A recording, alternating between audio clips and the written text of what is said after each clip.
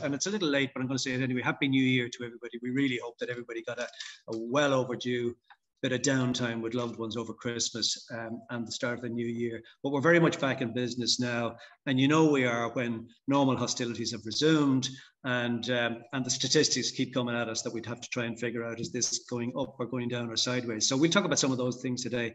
We have basically one agenda, which is opportunity, and its first cousin, positivity, because we're here to talk about the fact that a year on from the political world of Brexit and all that sailed in it, the reality, as the statistics do show, is that business has got on with doing what business does best, is get on with doing business and creating jobs and investment across these islands. So we're here to talk about refreshing our view, that new era for UK-Ireland trade, and our level of ambition for 2022 this year and indeed beyond, because I think there is a sense descending on us now that regardless of some important unfinished business, the only way is up. And actually, if business doesn't invest and if business doesn't grow and if business doesn't have confidence and execute on that, then it's very hard to get people's communities thriving again. And that's what we're about as a Chamber of Commerce, the business of business that helps communities in every constituency across these islands, north, south, east and west, be better off and in every way, and to bring about the well-being that only great jobs can do for people. So we're going to talk about those opportunities. We have a super lineup of people from the world of politics and policy making, the world of diplomacy, and not least the world of business. And our format is, I'm going to introduce our first speaker now in a moment, with a word on behalf of our sponsor, so to speak, but Marie is much more than that, and I'll tell you about that in a moment. And then we'll have some remarks from two people that we're delighted to have with us today from the world of politics, Brendan Smith, TD from Ireland, and Andrew Rosendale, MP from Britain, who are the co-chairs of the British-Irish Parliamentary Assembly. And that entity, along with a number of others, are a very important part of the backcloth against which business and communities can reach their own aspirations in the years ahead. So we'll be hearing from Brendan and from Andrew. And then I'm going to introduce you to our panel. I'll tell you who they are in a little while, but we have a great range across diplomacy, across business at home and abroad, across public agencies in the area of trade support and jobs growth, and we'll hear a little bit more about the status of how things stand in one way or another. So without further ado, let me introduce you to hear some opening remarks on these themes from Marie Gallagher. Marie Gallagher is Vice President of the British-Irish Chamber of Commerce, and almost as important as that, she is the leading partner here representing of counsel for Covington and Burling International Global Law Firm, with an immense coverage and depth and base in the trade facilitation space. I know Marie a very long time through lots and lots of business interests. There is none finer in terms of commitment to, I suppose, the contribution that well-run business and well-helped business can make. And indeed today we are the living exemplars of it, because her law firm Covington and Burling are helping us to stage this event today and contributing to our operating costs. So we really appreciate that. So I'm going to ask Marie to maybe set the scene from her point of view for a few minutes, and then that will take us to the next module, which I'll talk about then. So Marie, I'm going to hand you the Zoom mic and the Zoom camera for a few minutes to let you take us from there. Thank you. Thank you, John, and good morning, everybody. I know John has already said it, but I'm going to say it again. Happy New Year. I think we're allowed to say it until the end of January, or certainly that's my rule. And I really do hope that we are heading into a much more positive year this year. The last 2 years, forgetting all about Brexit, but thinking about COVID and all the other disruptions that we have been through, have really been very challenging. They've been challenging for us personally. They've been challenging for business. They've been challenging really right across the board. And I think, you know, if we thought if we thought 2 years ago what was ahead of us, you know, it really would have put, I suppose, Brexit and those things of politics and business in the halfpenny place. But I think it's great. We're coming out of that. We're into a new year. There is a sense of positivity around, as John says, normal hostilities have resumed, but in some ways that's a good thing. My background, as many of you will know, I'm a lawyer. As John says, I head up Covington in Dublin, but I worked for many years in Brussels, and have been working with businesses right across Ireland, the UK, Europe, the US, for many years, navigating, getting products on the market, doing business, working together. And it strikes me that we are now in January 2022. It's almost 50 years since Ireland and the UK formally joined the EU. So 50 years of working together at the same table. And it reminds me a little bit, I suppose, of us, you know, of being friends, of going to college and going to school and starting out with friends that you make when you're very young, and you know them, and you go to birthday parties, and you go to school, and you go to rugby matches and football matches and race meetings and all those things. You go traveling, you go on holidays, so you celebrate, you laugh, you cry, you drink pints, you do all of those wonderful things. And you think when you start out that you're going to be together forever, and you're always going to follow the same path. And then life has a way of getting in the way, and suddenly friends and family you think will always be on the same path take a different decision and choose a different path. And that's always challenging, and it can be upsetting, it can be hurtful, it can feel a bit like rejection. And you wonder, will we ever get past this? We're going different ways, we want different things, we're moving in different circles. How do we come back together? How do we maintain those bonds and that kind of historical link and the history that we have? And I think, you know, to me, what's happened over the last couple of years feels a little bit like that. And I think people have been through a lot of that here in Ireland. We're firmly part of Europe, committed to Europe, but we are also long-standing great friends of our colleagues and friends and family in the UK. And I think, you know, it has been a challenging few years coming to terms with the fact that we're going down different paths. But I think, you know, from my perspective, and I think from us in the British Irish Chamber, and from my clients' perspective, now is the time where we have to say, okay, we can either decide to go down these separate paths, or we can look at how do we maintain, how do we overcome these difficulties and still make sure that we are together, that we're traveling in the same direction, that we're looking out for one another, and that we're looking for opportunities for one another. And in my business, which is advising people to overcome challenges, to find workarounds where there are legal obstacles, regulatory obstacles, policy obstacles. It's about looking, I think, for those opportunities. And it's about saying, okay, we may not be in the same place, but I want you to do well, because if you do well, I do well.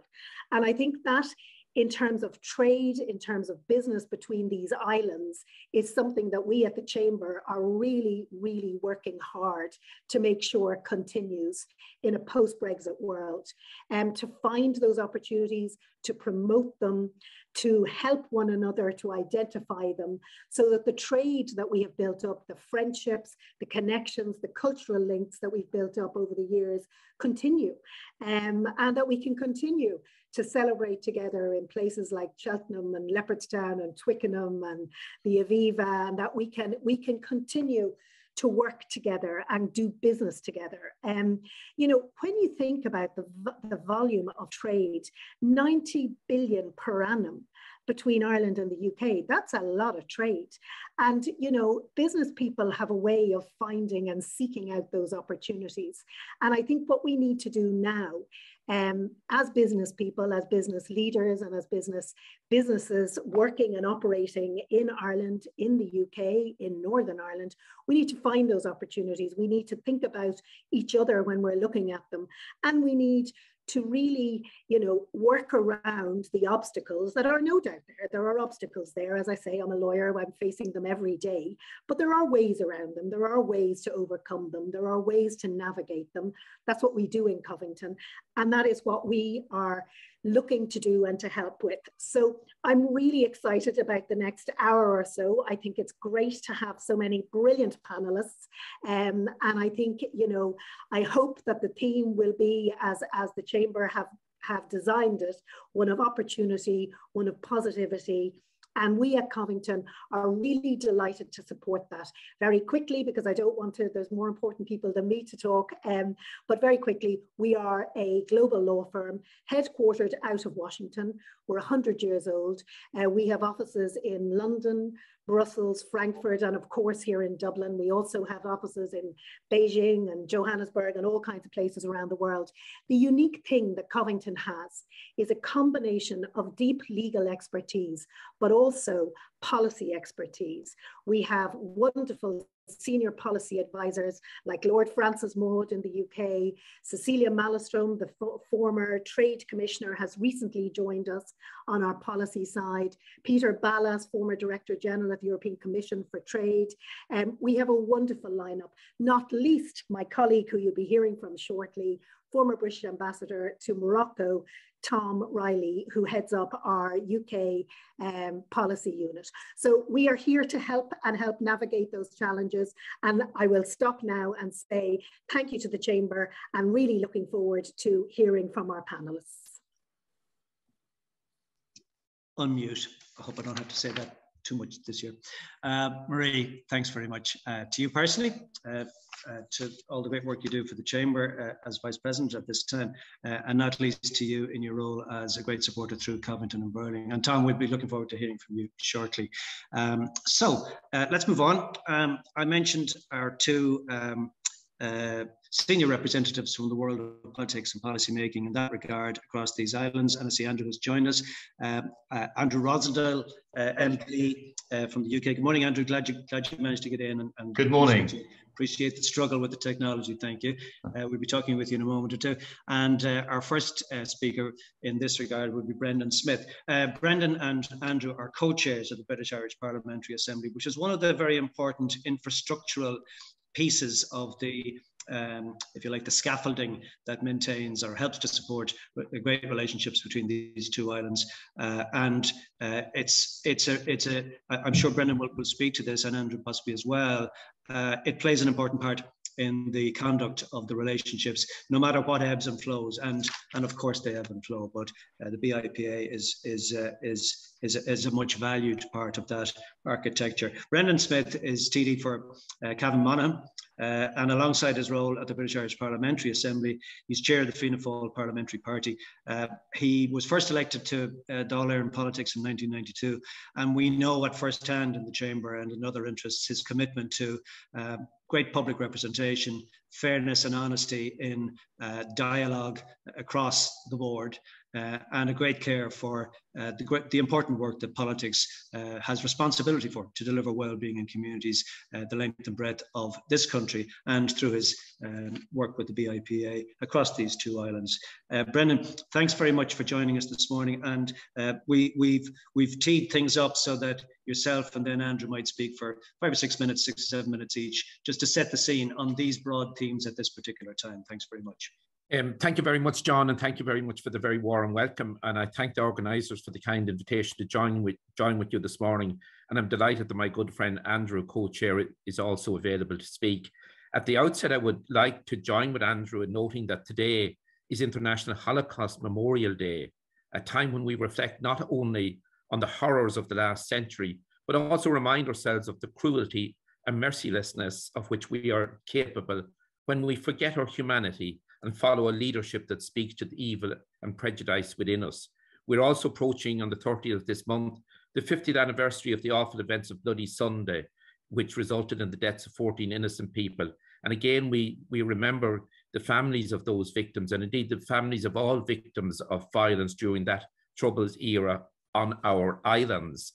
You have a very good section of important stakeholders with people from business and industry, especially the export sector, and from the worlds of academia and public policy implementation, plus, of course, the members of the British Irish Chamber of Commerce itself. And you have done, over the past number of years, excellent work in advocating in relation to the dangers and the challenges that would arise from Brexit. And you brought that knowledge and disbursement of knowledge right throughout this island and further. I would make a few broad comments to set the political background to today's discussion, and hopefully to offer some positivity at a time when it doesn't seem to be much in evidence. Since the moment the Brexit result was known, both governments have recognised that it would pose major challenges for the formal and informal relationships between our two islands, as ministers and officials would not be meeting together as regularly as they had. For many decades, our shared membership of the European Union was an important thread binding us together, framing the agenda. It provided the context for much of our cooperation, a matter referred to by Marie. A few days ago, on the 22nd of January, we marked the 50th anniversary of Taoiseach Jack Lynch and Minister for Foreign Affairs Patrick Hillery signing the Treaty of Accession on behalf of Ireland. Two of the other countries who joined us in signing the accession treaty that day and went on to become full European Community members less than a year later were Denmark and the United Kingdom. Looking back at the speeches given that day 50 years ago, both Prime Minister Ted Heath and Taoiseach Jack Lynch focused on the opportunities for growth and cooperation across the soon-to-be 9 European Community members. They were both proved very right. But looking back from this vantage point, we can now see that one of the great hidden benefits for both countries and for relationships across all parts of these islands was the development of strong formal and informal connections and friendships among successive generations of politicians and officials. I saw that myself at Council of Ministers meetings, where we were very supportive of each other on so many issues. No less a figure than the Good Friday Agreement Talks Chair, Senator George Mitchell, identified the regular interactions and close contacts between ministers and officials at EU Council meetings as one of the contributory factors to the Good Friday Agreement.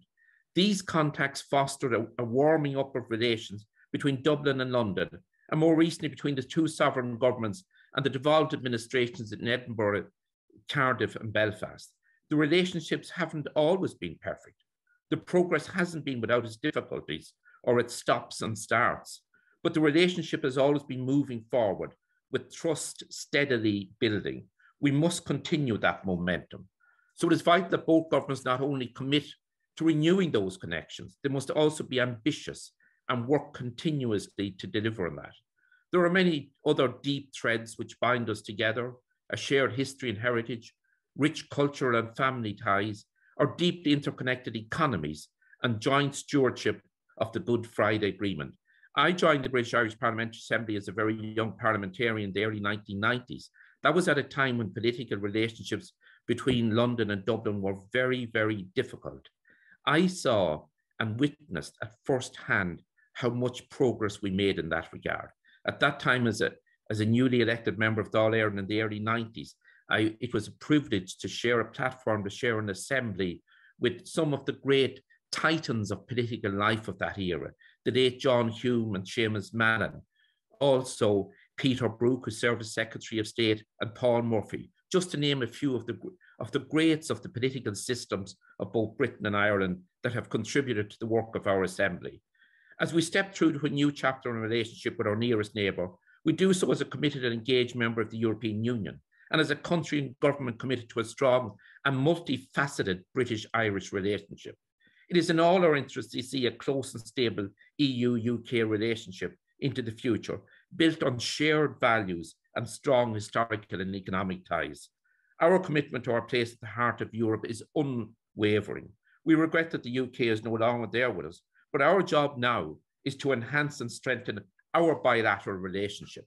This week, our Justice Minister met her British counterparts, the Home Secretary, the Justice Secretary. This followed on a number of other ministerial bilateral meetings which were possible since last October. We need more frequent bilateral meetings at government and parliamentary level that will benefit both our countries. And both Andrew and I have been charged by our respective governments with developing and enhancing the parliamentary bilateral relationships. And we intend to do that. But while there are positive developments in accepting that the goal of this seminar is to look forward to beyond what happens in 2022 and 2023, resolving the outstanding issues around aspects of the Northern Ireland Protocol is essential. The EU has continued engaging with the UK to find durable solutions for issues affecting people on the ground in Northern Ireland within the framework of the protocol. Polling shows that most people in Northern Ireland view the protocol as, on balance, a good thing for Northern Ireland and see it as beneficial for the economy of Northern Ireland. Free and full access to both markets will continue to be a driver of foreign direct investment in Northern Ireland.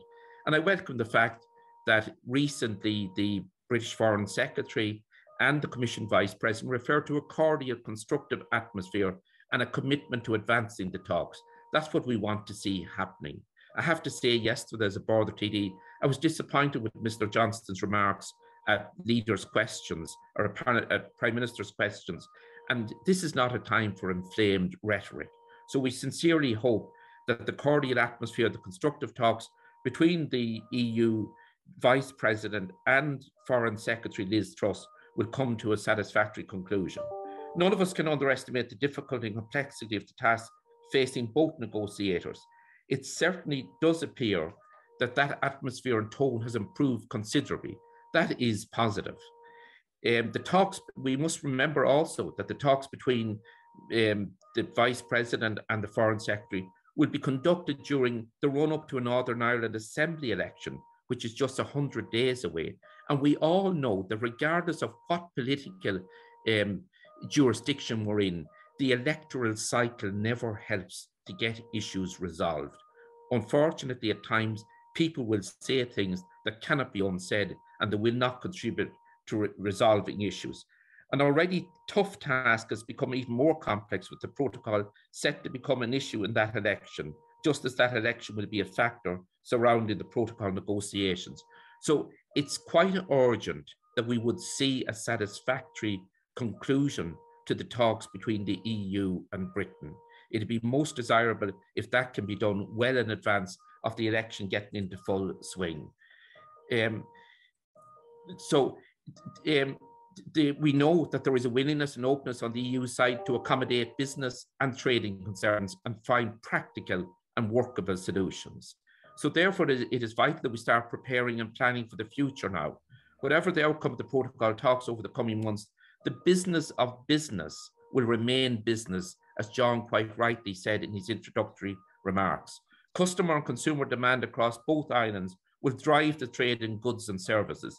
Neither retailers nor consumers will tolerate empty shelves or lengthy supply delays for long.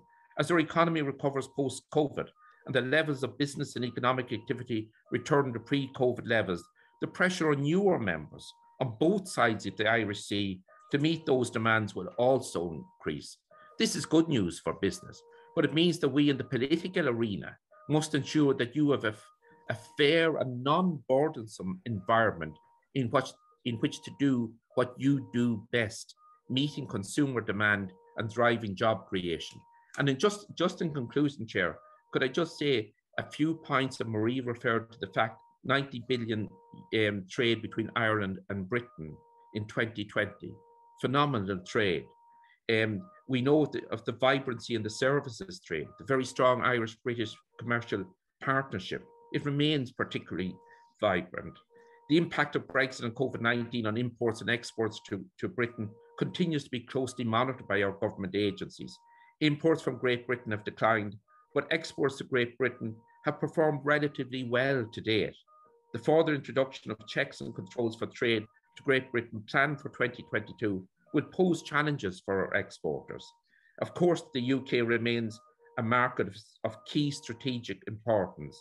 In September 21, the Taoiseach went on Ireland's first trade mission since the beginning of the pandemic to London, and the Minister of State Troy travelled to Liverpool. Again, politically, the government sent out a clear message of intensifying political relationships and business relationships with the establishment of a new Consulate General for the north of England in Manchester. And we know the dynamic, the northern powerhouse that is in that particular region. And we look forward to trade visits here by the mayors of the Greater Manchester and Liverpool City region. So politically, those structures are being put in place, they're being strengthened to ensure that we focus on further trade and economic opportunities. And again, with regard to the devolved assemblies, there was a new Ireland-Wales Forum established last October. Oftentimes, I think in the past, enough attention wasn't given to the capitals outside of London either. That political focus is changing, quite rightly, which will benefit so many. Again, I want to thank you sincerely for the opportunity to say a few words this morning and to assure you that both Andrew and I will do all we can to drive the political relationship and strengthen it between our two islands at parliamentary level. Thank you very much, John.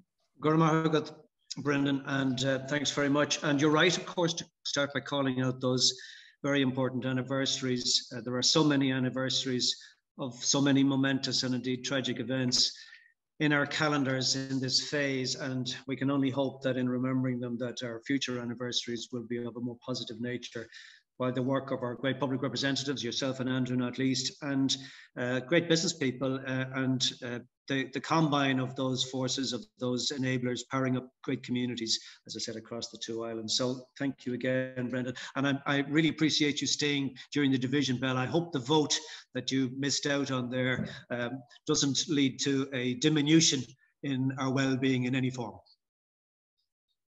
Thanks again, Brendan. You're on mute, Brendan, but thank you. So let me move across to Brendan's co-chair of the British Irish Parliamentary Assembly, Andrew Rosendale. And Andrew, you're most welcome, and thanks for bearing with the technology delays to be with us for this joint event today. Let me tell people a little bit about Andrew's background. Andrew Rosendale MP is the Member of Parliament for Rochford. In the 2001 general election, Andrew was elected to the House of Commons as the MP for Rochford, and long before any of us could spell red wall, Andrew recorded the highest swing to the Conservatives in the UK, defeating the incumbent MP from Labour with a swing of 9%. And it was the first seat to return to the Conservative Party after the Labour landslide in '97 under Tony Blair. And Andrew has held the seat consistently through all four subsequent elections. He was elected again in 2017 with the highest majority yet in the constituency with a 60% share. So that's pretty good hurling, as we might say around here, Andrew. It's fair to say that Andrew thinks Brexit is possibly a good idea. I noted with interest that he is one of a very significant group of a group that I think has one of the best names in politics, the Spartans, who voted against the withdrawal agreement each time it was brought before the House in 2019. He has been Vice Chairman of the Conservative Party in previous roles, and he has had vast experience, just as Brendan, in chairing various committees of influence, both on politics and on community well-being. So Andrew, with thanks to you again for joining us, I'll let you take the camera and the microphone for the next few minutes. Thank you. Well, good afternoon, good morning, everyone. John, thank you for that wonderful introduction. And could I just say what a pleasure it is to join you for your conference today, and to add to the words of my friend and colleague Brendan Smith in thanking the British Irish Chamber of Commerce for the contribution you play in bringing business together across the Irish Sea between the United Kingdom, Northern Ireland and the Irish Republic. I believe that we are more than just economic partners. We are friends and, I think, family. The British and Irish people share a history, a culture, family ties, trade, cooperation and friendship in so many ways over so many years. And I believe that Britain and Ireland not only are geographically the closest of neighbours, but we are really one family. And whatever has divided us in the past, we must ensure that those divisions do not occur again in the future, and that we build a positive relationship for future generations so that we can be stronger together. And that is the purpose of the British Irish Parliamentary Assembly. It was founded, I believe, in 1990, and Brendan has been involved long before me, as he mentioned, but I've been involved for 12 years, and I've been the co-chair of the Assembly for the last 5 years, and Brendan is my third co-chair.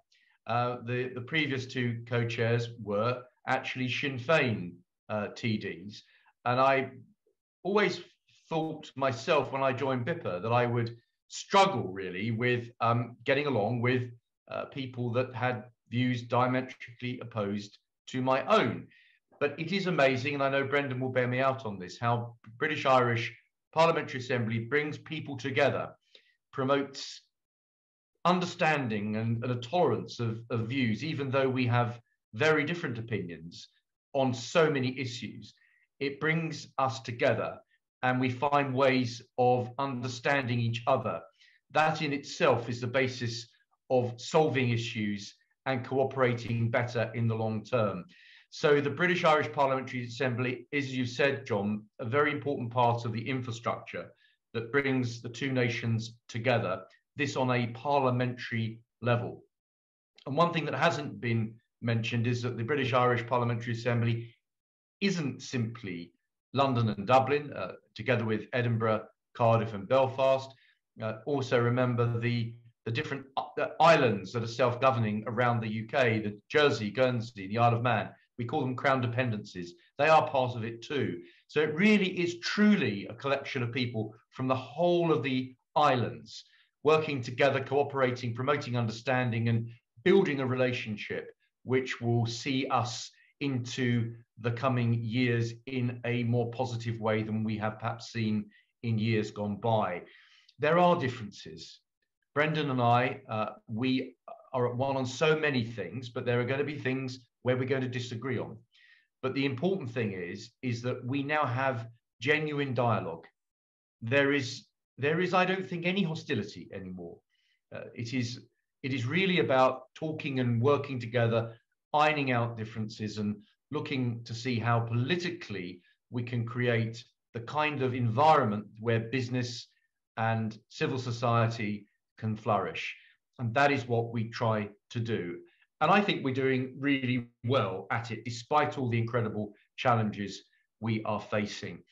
My passion for Ireland is because my ancestry on my mother's side was Irish. So many of us here have Irish ancestry in England, and we have many constituents who are from Ireland, and we love them dearly because they can all vote in UK elections. Unlike people from other countries, the Irish are treated as equally part of our society here in Britain. If you're an Irish citizen, you vote just as you would if you're English or Scottish or Welsh. So we already treat Ireland as equals within the United Kingdom.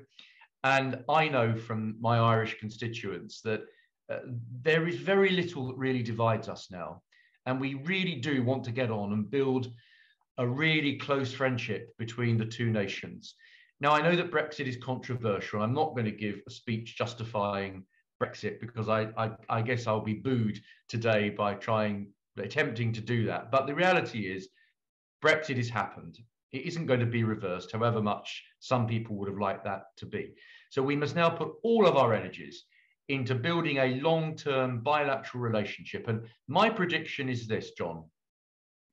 Despite what we're thinking at the moment, despite how it seems, despite the doom and gloom we hear and the arguments that are going on, the long-term effects of Britain leaving the EU, I think, it may not be with the other countries in the EU, but with Ireland, it's going to force us to have a much closer relationship. Because gone are the days when our ministers would bump into Irish ministers in Brussels and chat in those forums. Those days are gone. So it's an imperative that we now use this opportunity to actually make our bilateral relationship even closer. So we have better ways of communicating, more regular ways of communicating, and we seize those opportunities to actually work together, because we can do so much if we are working together in a spirit of unity and cooperation. So I think that in the long term, when some of these current issues are ironed out, and I really hope, and I know we all hope, that the issues with the protocol will be resolved one way or the other. I believe that in the long term, the relationship between our two nations will be actually made stronger, and it will reinvigorate that relationship, which I think was starting to become rather complacent because it was all done via the EU. Ireland is not just one of many European countries. It is far more important to Britain than any other European country for so many reasons. And it deserves that special attention that you would give to a member of your family. That's how I see it. So I am passionate, and Brendan knows this. We have many disagreements, all kinds of issues, but the one thing that we all are dedicated to is putting aside the small issues that may divide us, that come and go, and focus on the big prize of British-Irish cooperation, stronger than it's been for many, many, many decades. That, I believe, is possible if we put aside some of the things that are not long-term issues, but are short-term issues, and we focus on the ultimate goal of having that closest of friendships, that strongest of bonds, leading to a vibrant trading relationship between all parts of these magnificent islands of which we are proud to be part. Thank you all very much indeed. Well, thank you indeed. Andrew, I think the generosity and positivity of your remarks will resonate very substantially with our audience and attendees and members and friends today. You're absolutely right. Regardless, all our energies have to go into building a reset relationship that builds on the great links that have characterized our proximity, but also trade links and many other things, familial links and so much more, and to take the challenge that you lay down to make our relationship even stronger going forward. We always say in the British Irish Chamber of Commerce, business doesn't do any politics, doesn't have any political views. Its job is to do the business of business, as President Brennan referred to, and to invest and to create jobs and to provide products and services that consumers want. That in the circular economy of life in these islands and beyond is the only way to deliver real security and well-being for communities. So that's our purpose, and it's wonderful to have you with us and to express such aligned thoughts in these regards, allowing for diversity of views and opinions on some pretty important things. But the reality for our members is that Brexit is done. We don't expect it to be undone anytime soon, and business just wants to know what are the rules, and then adapt and supply great customers and create great jobs on back of those rules. So we look forward to building on the positive sentiments that you've brought us today. So thank you again. We'll appreciate if you can stay with us, but we'll understand if you need to be away. And also ditto for Brendan as well. We know the commitments that you have to keep. So let me move on. I'm going to open up now to our panel to maybe consider some of the themes in pure business, in the wider arena in which business is done, and particularly in terms of the supports for positivity in business and supports for entrepreneurs to do what only entrepreneurs can do. You'll see in the chat box, Aidan flagging. If you have any questions or any contributions, please feel free to drop them in. So I will move first of all to maybe give us an overview of where the trade sort of construct now stands after so many episodes of the adventure that Brexit has brought us over the last while, to my senior colleague Paul Lynham, as Deputy Director General and Policy Chief at the British Irish Chamber of Commerce. Paul, would you just give us that sort of overview as to how we now stand in all of this? Thanks. Yeah, well indeed, John, and thank you to Andrew and Brendan and Marie. I think they set the scene quite well of where we're at. So we're now just about to complete the 13th month of the Trade and Cooperation Agreement. And just to remind everybody, that agreement basically says there'll be no tariffs and zero quotas on trade between the UK and the EU. So for all goods that comply with the rules of origin. However, Great Britain is out of the single market and customs union, so the seamless trade that was enjoyed by both countries for decades is unfortunately over. And what that's meant is that since January of last year, Irish Revenue had to apply the full union customs codes on British imports, which means that British companies had to comply with full customs processes and checks and declarations and all the rest of it that comes with it. There has been a significant and noticeable drop-off in imports from Great Britain into Ireland. And you would have seen a lot of headline figures about that. The headline figure is overall in the first 11 months of 2021, the drop-off was about 20%, which is quite sizable. There's no question about that. But it's actually divided into two. The first 6 months saw about a 26 to 27% drop-off of British imports. However, in the last 6 months, you've started to see a significant stabilization as both customs and businesses start to adapt to the new trading environment. So the last 6 months, imports from Great Britain are only down about 10% on pre-TCA years. So that's not bad going. That's a significant upturn that we've seen. Obviously, from an Irish perspective, as Brendan pointed out, 20% growth in exports. And a lot of that has to do with the natural direction and trajectory we were going, but also, of course, that the UK hasn't applied full customs controls yet, and has given a derogation to Ireland, the only country in the EU, for a number of months until the Northern Ireland Protocol has happened. So we've seen an additional 2.3 billion in goods alone going to the UK. So it is certainly positive in relation to exports going forward. And it isn't just goods trade. We're significant FDI investors into both countries. The UK invests about 60 billion euros worth of FDI into Ireland. But believe it or not, Ireland invests about 90 billion euros into the UK. 700,000 British jobs rely on UK-Ireland trade. It's about 400,000 Irish jobs rely on UK-Ireland trade. So they're significant numbers. And when you look forward and you say, okay, we've had Brexit, we've had the TCA, we've certainly had challenges. What's the mood like amongst our membership and amongst businesses out there? Well, the mood is actually quite good. So businesses are aware that they have to prepare for the new challenges going forward when import controls come in. But 94% of our members believe that they will do better trade, significantly better trade across these islands over the next 5 years than they do currently. So it's a very positive mood amongst them. And the conditions for this trade are really good. The British economy is despite some challenges, is the fastest growing economy in the G7. And Ireland, and the central bank pointed this out, will have the fastest growing economy over the next couple of years. So now is really the time to, if you are looking at it, to start scaling up your business and the trade across the Irish Sea. And at the Chamber, we're obviously more than happy to facilitate our members and to make introductions to others, and actually to point out the supports that still exist by both Department of International Trade, Enterprise Ireland, as well as others that can assist with this endeavour. But our big message is here: similar country, common law, language, geography being the biggest indicator of trade.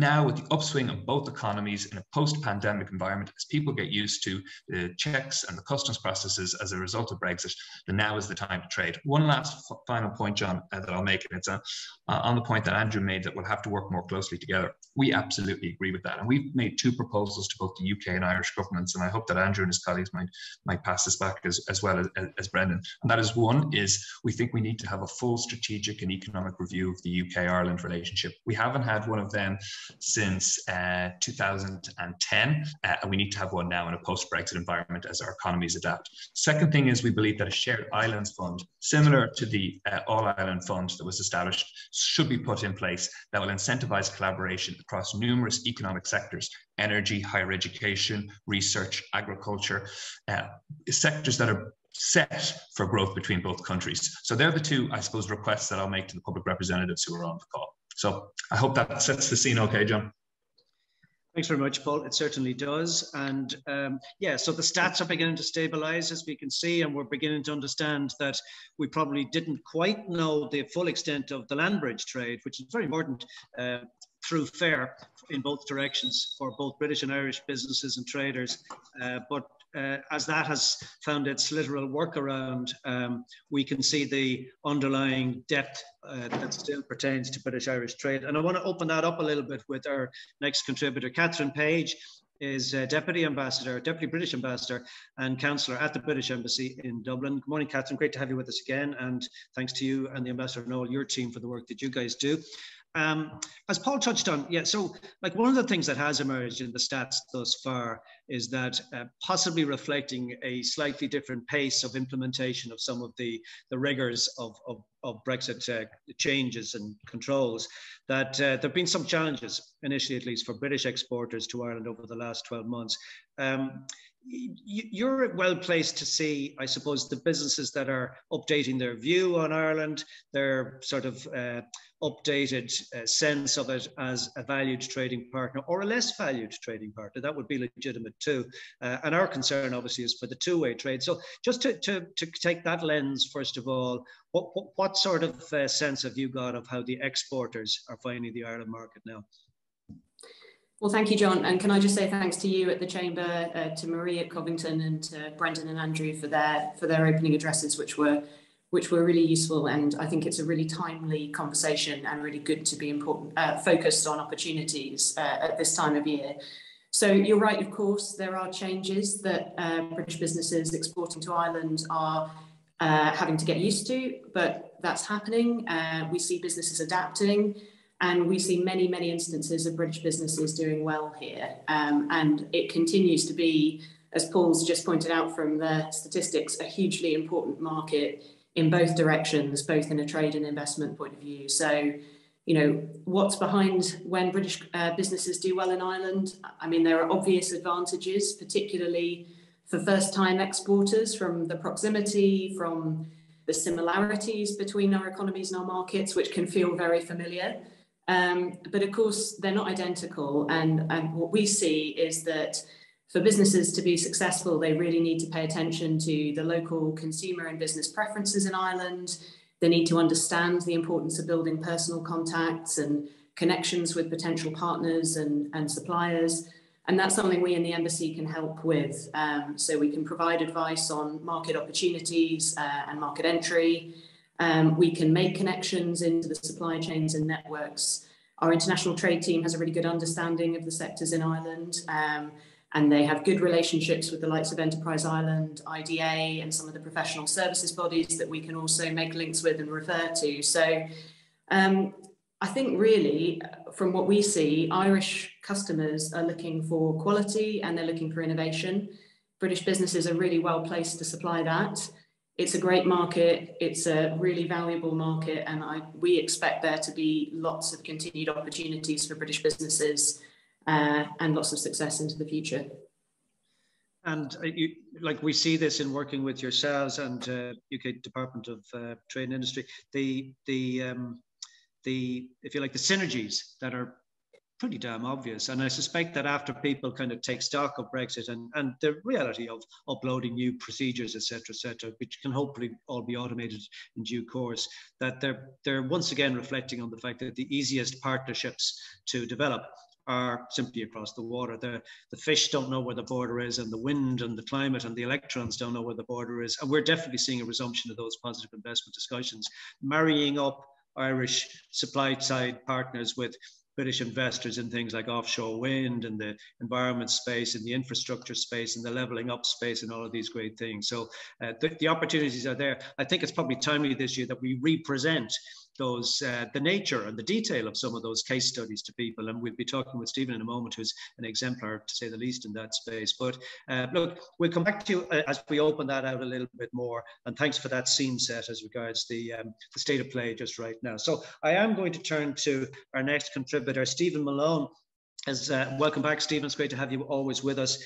Stephen is the founder and CEO of Malone Group, one of Ireland's most significant indigenously owned firms, indigenously founded firms in the engineering and safety project delivery space, with wide interests across many industries at home and very significantly in GB and the EU and indeed in North America.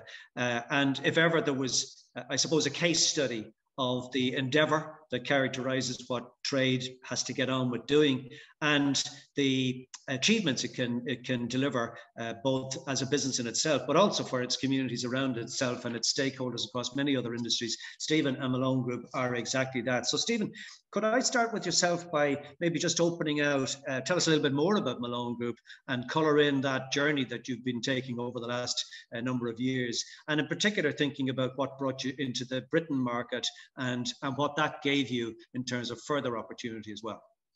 Yeah, thank you, John, and good morning, everybody. I've said it to you before, John. I think I'm going to have to hire you as my PR man one of these days. I think you do a better job than I do. Malone Group was founded in 1999 in Dublin. We are an engineering project delivery company, so we generally work for manufacturing firms. We solve their engineering problems, and we implement projects. So we're involved in the capital investment world. In Britain, which we entered Britain in 2010, 2011, we did that on the back of companies we were working for in Ireland in the food sector. A lot of the, if I go back to that time, a lot of the capital in UK and Ireland was managed out of GB. So we had a natural introduction into a couple of companies in the GB market. We started in the Northwest in the Warrington area, and the step change for us came in 2017 when we acquired two companies. First of all was a competitor in the Midlands and a recruitment company in Manchester. And one of the main mistakes we made in entering the UK market was to assume that everything was the same as in Ireland. Even though we were working for the same companies, the same people, the way of conducting business in the UK was different. And there are various reasons for that, which are kind of too long to go into. But first of all, was the treatment of the workforce. There were a lot of engineers, certainly in the UK market, were working on an interim basis. Now that has changed fundamentally in the last year or so with the changes to IR35 legislation. But also manufacturing organizations in the food sector are certainly the ones we were dealing with were there far longer, and they had very established processes. And so we were going in almost in a change management activity, which is always a very difficult thing to do in a very well-established manufacturing organization. So at that point, we had a decision to make whether we were going to maintain our base in the Northwest or move to the Midlands. And we decided to move to the Midlands. And the main reason for that, I suppose, was access for us and access to our customer base. So we had a cluster of customers in the Midlands, we had a cluster in the Northwest, and then further south around the Kettering and Peterborough areas. And that's where kind of the clusters of our customer base are. And it's been, I suppose, since 2017, it's had its ups and downs. You mentioned earlier, John, about the work, or Andrew mentions about the withdrawal agreement votes in 2019, and there was a huge amount of there was a lack of confidence in the market in 2019, and the first thing to go is capital spend. So we had a very difficult time with it as the Brexit negotiations were at that stage. Just by complete contrast, now over the last couple of years, the level of investment we're seeing now in the domestic food market is just staggering. And there's certainly, like everything, like every event, there are winners and losers in Brexit, and certainly there's a domestic market. There are 65 odd million people to feed in the GB market. More and more of that is being sourced inside Britain, and there's a lot of investment going on there. So that's kind of a brief overview. We currently employ 60 people out of our Burton office. We do plan to grow that and invest further over the next few years.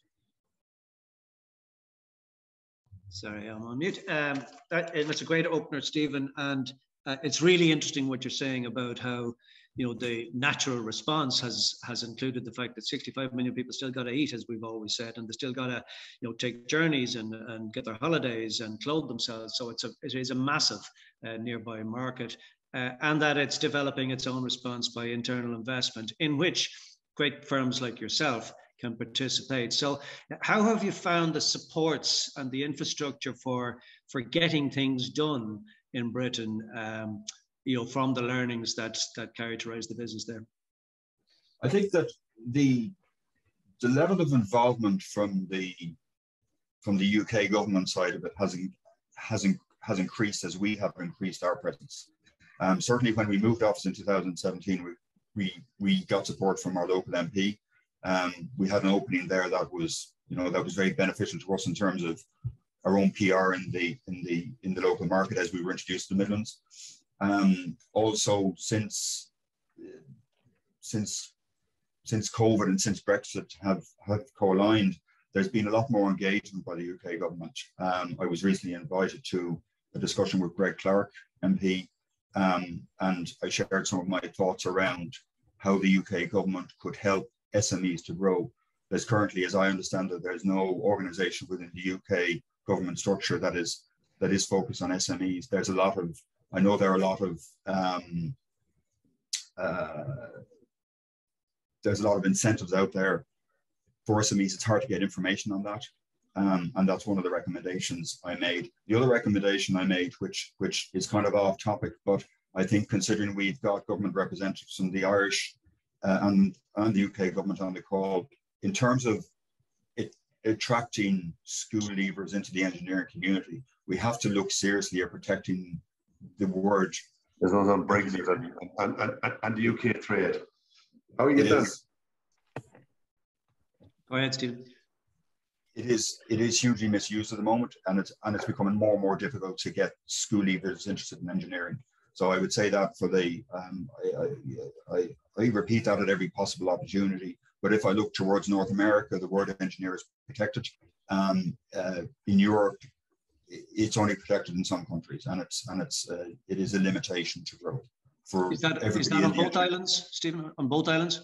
In both islands, yes. Okay, that's very interesting to us because my colleague Paul runs our higher education and research strand, which is a very active part of the British Irish Chamber of Commerce, and that whole, and we work very closely with Mr. Simon Harrison on this island, and indeed with the UK universities on that. So that's something we will amplify.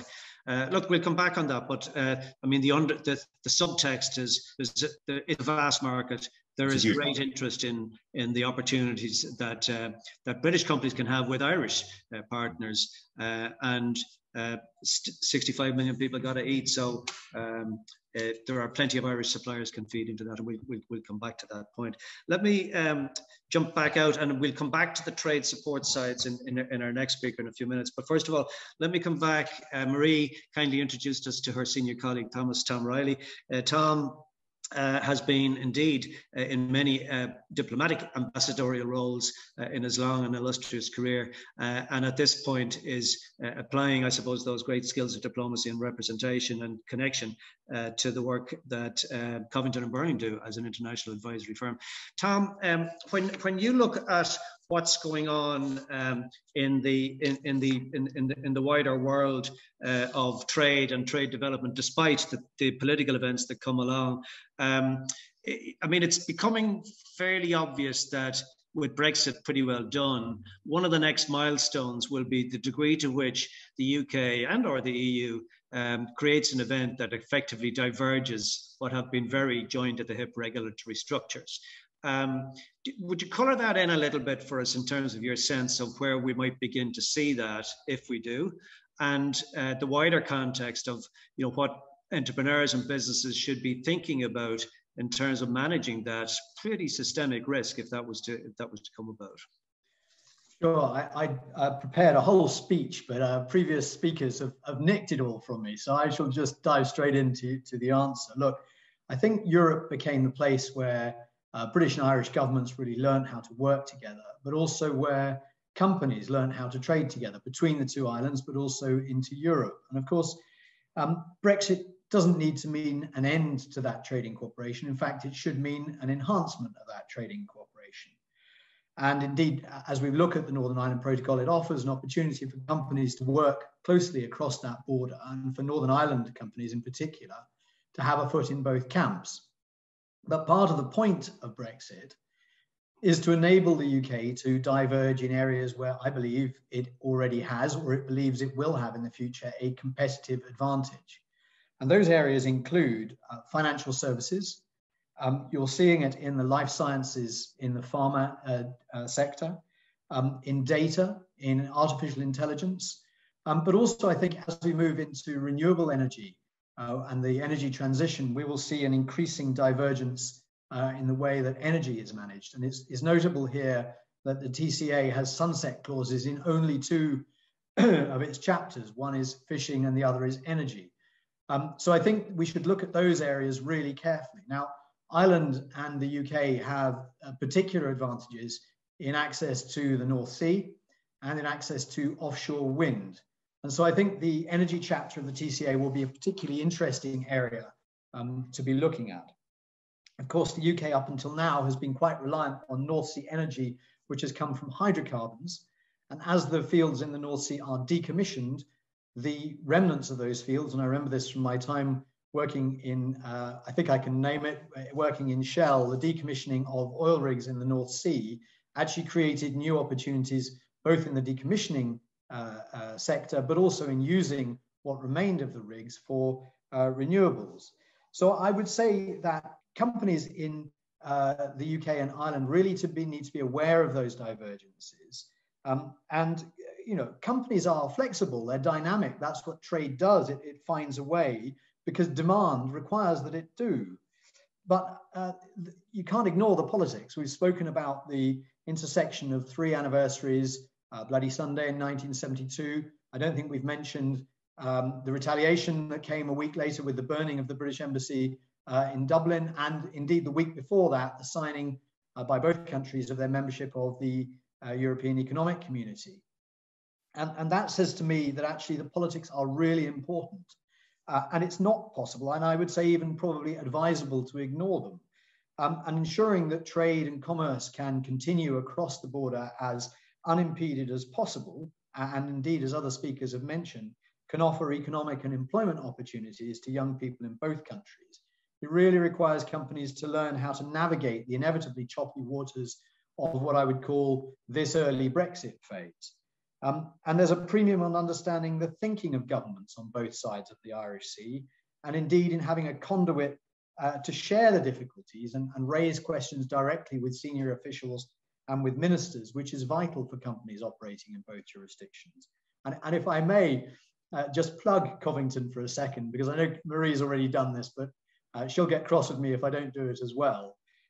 Covington offers clients a real deep regulatory experience in the sectors that I've mentioned. So life sciences, pharma, agriculture, financial services, and energy, where I believe that the UK and Ireland share some really common points, but also legal excellence, and connected with that, a really deep understanding of policy in both the UK and Ireland, which is linked, I think, to our international network of regulatory and policy experts in the US, in the Middle East, in Africa, all of which offer opportunities for companies trading out of Ireland and the UK.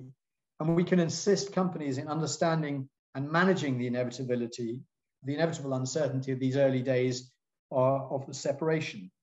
And I think that's what companies really need now, is an understanding of how to navigate those choppy waters. It's great to see colleagues from the UK Foreign Office here, and also colleagues from the Irish Foreign Ministry. And I think that sort of political cooperation should and must be mirrored by commercial cooperation, which is where firms like Covington have such an important role to play. Well, that's very helpful, Tom, and thank you. And yeah, you're right to remind us that it is early days Brexit. There's still so much to be discovered and to naturally, almost by osmosis, evolve politically for sure, but also in the trade consequences of that. Of course, the best strategy, you might agree, for a British business on the one side, or an Irish enterprise on the other side, to survive the unknown unknowns, is to have a footprint on both islands and in both jurisdictions there for the UK and the EU, and we're strong proponents of that. So we might come back to that, but business finds the shortest route to market at the end of the day, compliantly and delivering value and well-being. So we're in the business with you of promoting the additional business case, not an alternative, the additional business case that says that really the smart thing is to be able to serve both markets with equanimity and expertise. And in that regard, moving on, thank you again, Tom. We may talk further.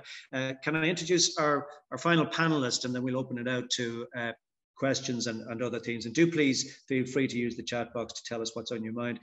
Patrick Rochford is the Senior Economic and Commercial Counsellor at the Embassy of Ireland in Great Britain. The team there, equally, along with the British Embassy in Dublin, are great friends and colleagues of ours, and we're always delighted to have Patrick and his colleagues with us. Patrick, and I saw you had a comment in the chat box to Stephen's point about engineering, so you might like to expand on that a little bit too. From your bird's eye view, so to speak, what are you seeing in terms of the interest in the Ireland side from GB firms? And if you like, your reading of the tea leaves of the draft statistics that we're all trying to decipher these days in your role? Thank you, John. And listen, good morning, everyone. And thank you again to the earlier speakers. Look, I suppose in terms of the Irish economic outlook at the moment, I mean, we could probably branch it across four thematic areas. And one is resilience, growth, competitiveness, and international outlook. So I suppose we're trying to balance that, that formula in terms of looking backwards in terms of how we've performed over the last number of years, particularly during the crisis and the pandemic. And I suppose looking beyond the pandemic, looking beyond Brexit into the next couple of years and what that lies ahead for us. I mean, there's been a couple of very interesting reports published recently. I think the central bank only this week noted that they're estimating that 167,000 jobs will be created in the Irish economy over the next 2 years. They're looking at growth rates of potentially around 8.7% for this year, drifting back to maybe 5 to 6% over the following years. So I mean that's extraordinarily optimistic. I think at the moment, it gives us great grounds for optimism in terms of how we develop the economy. I think again, you look at the Irish agencies this year. EI and IDA had record years in terms of job growth. Board BIA have just announced that they grew by 4% in terms of export to the UK this year. I think to 13.5 billion. I think it's 37 million per day food and drink from Irish origin sold to the UK market. Like, so that's really, really positive news. From an Irish perspective, even in terms of international rankings, I mean, Stephen mentioned in terms of STEM, my own actually wife is an engineer, so I mean, we would track this quite closely and have performed very well in terms of STEM graduates in Ireland over the last couple of years. I think we're first across the EU. Again, other rankings, doing business, very high in that, and consistently at the World Economic Forum. Educational attainment, one of the highest in Europe. Youngest population in Europe. Quality of living, one of the highest consistently, and again, productivity of Irish labour is the highest at the moment across the globe. So they're metrics that I think we can really stand over and be very proud of. I think looking forward, I think you look at, again, there are challenges. Now within those challenges, there will be opportunities that we can leverage, but there are challenges and there are global headwinds that we all have to face. And I think the point Stephen made in terms of, I suppose, that labour market piece is an interesting one, because I think the pinch is coming in the UK already, and you can see, job vacancies are at a record high.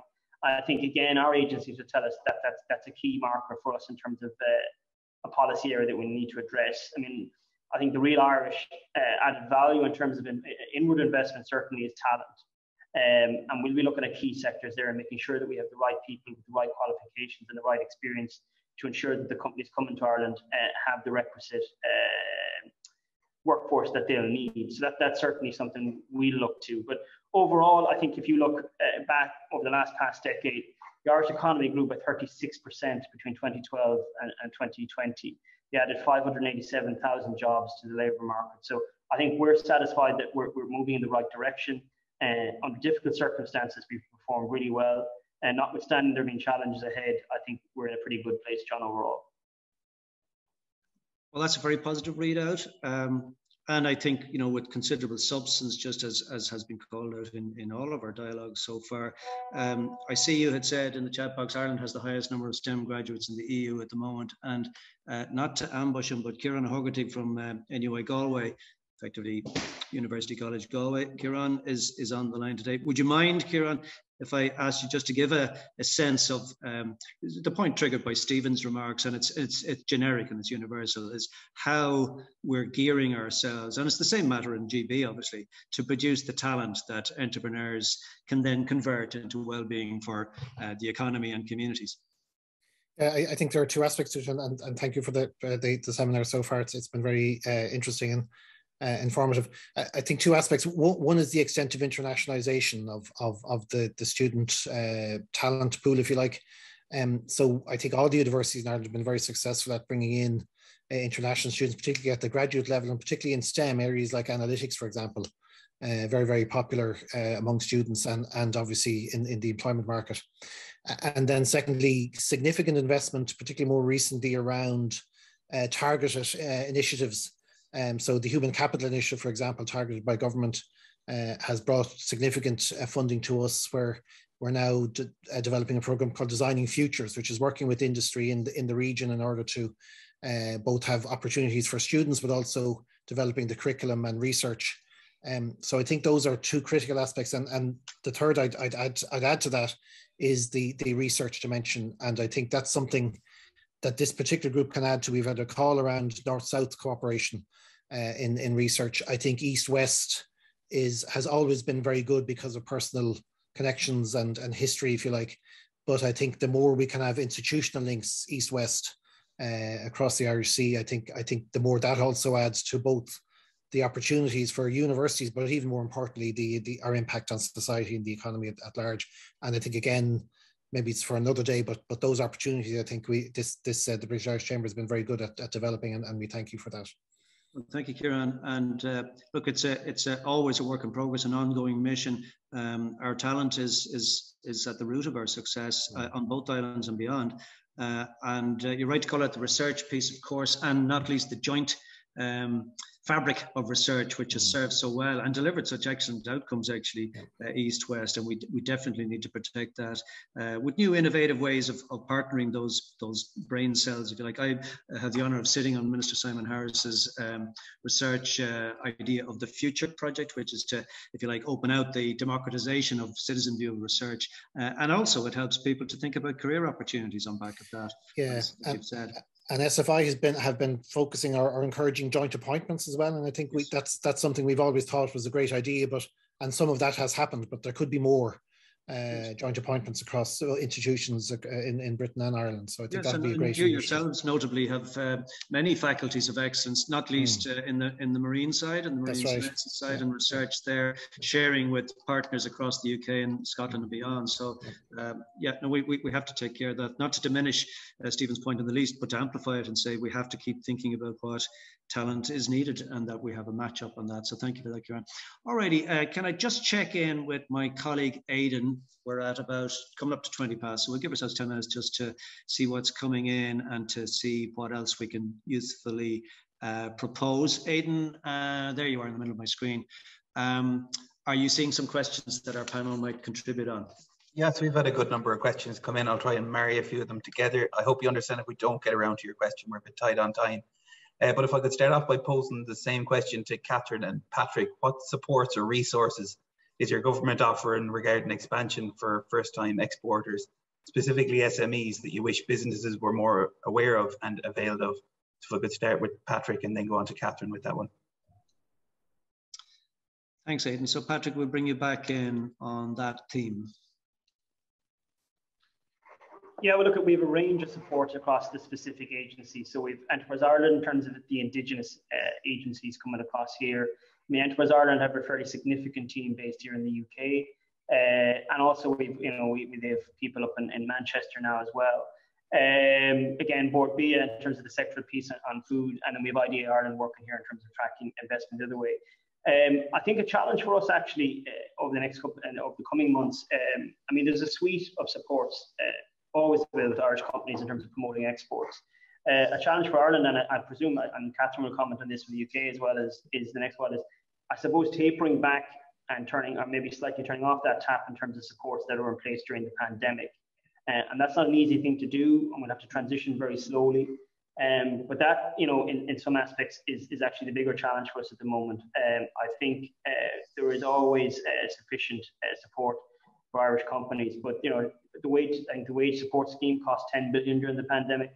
I think there's no doubt that was money well spent, but that's something we'll have to look at in the coming months towards April and May and address how that actually is tapered away. And then I think that will require, I suppose, a reassessment in terms of the existing supports, where they're directed, what kind of services and what kind of initiatives that the agencies need to deliver for the clients in particular sectors in the UK economy. So there are some of the issues I think we're looking at in the short term. Stephen mentioned the sometimes difficult situation of trying to, if you like, just wade a person's way through the many different support agencies, support structures. Enterprise Ireland do an incredible job, and IDA on the way in on the other side. And then there are many, if you like, thematic agencies and many more on the Britain side, which Catherine can talk about. Like, what's a good move for a company trying to navigate the information web and see the best route forward for what they want to develop? Well, look at the MDC itself here, myself and my colleagues in the economic and commercial team, and likewise we have colleagues here from the Department of Agriculture, Revenue, Finance. We're all here as a post box or to signpost various different supports. Likewise, my own department at home, Department of Enterprise, Trade and Employment. We would work very closely, obviously, with John, with yourselves, and with the other business networks here in the UK as well. And they're an excellent, I think, resource for companies that are obviously based here in the UK to reach out, again, to build awareness in terms of what's out there and where you need to go and who you need to speak to in the first instance. so a good central repository, and then sort of farm that out thematically. And I'll ask the same question, I suppose, thank you, Patrick, to Catherine, in terms of the supports that are marshalled, if you like, in a similar way by the Department for International Trade, Shirley McKay here and her colleagues. What would be your guidance to firms thinking about how do I start, how do I find the efficient route to the outcome I'm looking for here? Yeah, I mean, absolutely similar to Patrick. I mean, supporting exporters is a real priority for our government, and it's good to hear, Stephen, on the other side, that you've had some more support in the UK as well. We have a lot of information, if you're just really starting to think about this, on the website great.gov.uk. And there's information there for exporters. There's also information for potential investors. And on that side of things, I would commend the investment atlas that's on there, which sets out opportunities for investment across all of the UK, particularly focused on clean growth. But it sets out specific opportunities in different geographic regions. So I think that's really helpful. Obviously, once you've made a decision that, you know, Ireland is where you want to focus, then please do get in touch with us in the embassy. You mentioned Shirley McKay, who's my colleague and the head of our trade team here, and we'd be really happy to help you. We have sectoral leads. And I might, if I may, while I've got the floor, just pick up on the science and innovation point as well, because that's another really important priority for us, and it was great to hear Kieran on that. We have a science and innovation officer in the embassy. We're really focused on how do we maintain those strong east, west and north, south connections between our higher education institutions and research performing organisations. So the UK has committed to being a science superpower. That's in our many of our sort of international documents, particularly the sort of integrated review that brings together all of the government's priorities. And we released an innovation strategy last year, which sets out some of the priority technology areas that we're supporting there. And again, if there are any ideas that people have on that front, we'd really welcome hearing how we can maintain strong research and higher education links between the UK and Ireland. So we will pick that up, Catherine. Thanks very much for all of that. And Aidan, we'll pick up on maybe refreshing our links on our own website and in our own dialogue with firms across the piece. I'm going to give Stephen and Marie a last word in a moment. But before I do, Aidan, is there another theme that you're seeing in the chat box? Yes, we've had an interesting one come in. How important do the panel feel the return of physical meetings, trade missions and networking events are going to be for businesses hoping to get a foothold in the other markets? It's a timely one. Yeah, it's a great question. And actually, we're getting back into that ourselves with gusto. We have a group visiting us from the northeast of England shortly, and my colleague David O'Reilly is hosting that. And also David hosts some terrific membership. And I see Richard Marshall from Lupton Fawcett with us. Hi, Richard. Great to see you back with us again. And other great firms like Goodman Jones and many more. So thank you for all of those. And we will be back in person. But who'd like to pick up that theme about the degree to which Zoom just doesn't cut it anymore? I'm happy to say a few words on that. I think Zoom is absolutely fantastic for the transactional stuff, and it's something as an organization. Most of our projects now are across offices, whether it's here in the UK, Bulgaria, Canada. But I think in terms of making those relationships and building those relationships, it's in person. It has to be in person, and irrespective of what the target market is, you can't do that over Zoom. Yeah, but will we be able to maintain the best of both worlds, Stephen, just at a practical point of view? Because you are the exemplar. You're literally moving across the globe.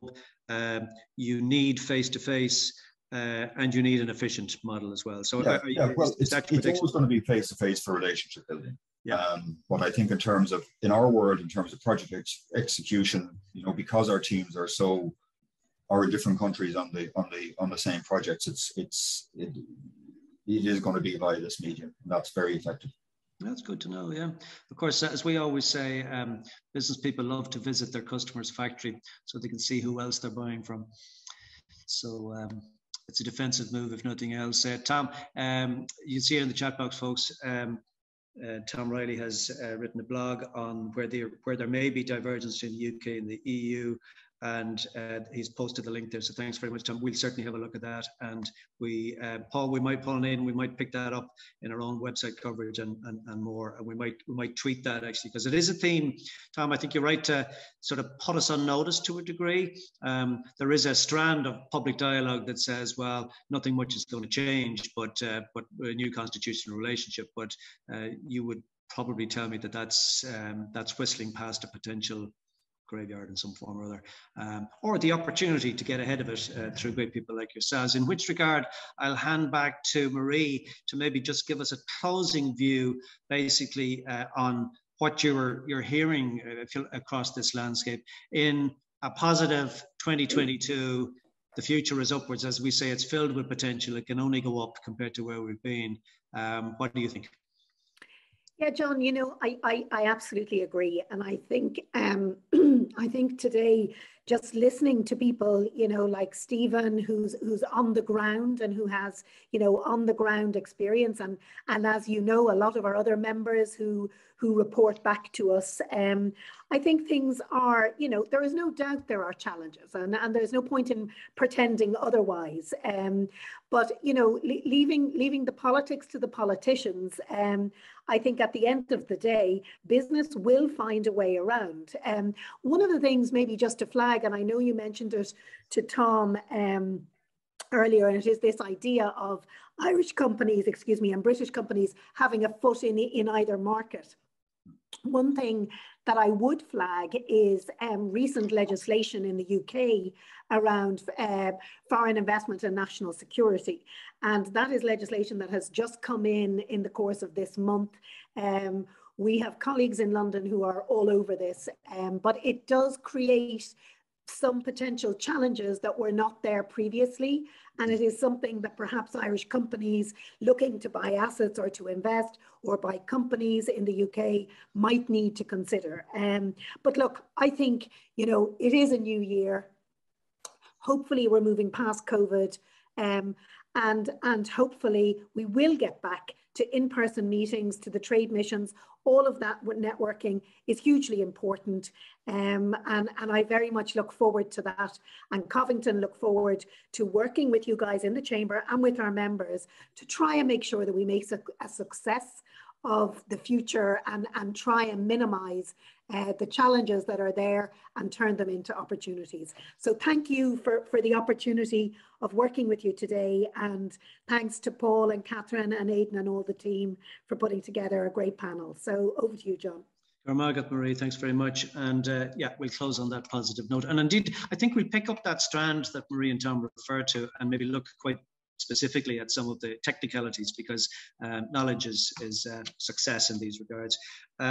Look, I'm not going to delay. Thanks for being with us for the past 90 minutes. We're just 1 minute over time. We like to keep our promise. I particularly want to thank Andrew Rosendale for joining us, along with Brendan Smith as co-chairs of the British Irish Parliamentary Assembly, and for their really constructive contribution to kick off this conversation. The job of public representation, no matter where and for whom, is a tough gig. We always appreciate that. We might be a thorn in a side or two from time to time, but that's kind of part of the deal. But it is a tough gig, and we really appreciate it. And indeed to other public servants, I see Patrick in London, obviously, and looking across our other contributors, obviously Catherine and the team in Ballsbridge, and to our other contributors. I hope I'm not losing somebody here. Obviously to Stephen, who's been a great friend of the British Irish Chamber since our inception, and he's a hallmark of, if you like, the can-do attitude of business, but with a pragmatism. Doesn't gild the lily, tells you straight, there is opportunity, and you have to learn the different way of capitalizing on that opportunity, both at home and in the neighbouring island and well beyond. So thanks, Stephen, for making time, and every good wish for your continued success in your endeavours across the globe. Again, thanks to Covington through Marie and Tom for being with us, and thanks indeed to our own team, led on this occasion by Paul Lynham and Aidan Finnegan and Catherine Coffey, and all of the huge team that we tried to pay for in the background, who helped to make this work, and David, of course, in London. Thanks so much for being with us. If there's anything at all that we can do for you, you know where we are. Reach us by email or text or WhatsApp or anything else at all. And we look forward to being with you again really soon to have another practical look at how business can achieve great things, and that great things can flow from all of that. So, Gabriel Malcolm Clare, Slán go fóill, Berbio, and stay safe. Okay, Slán.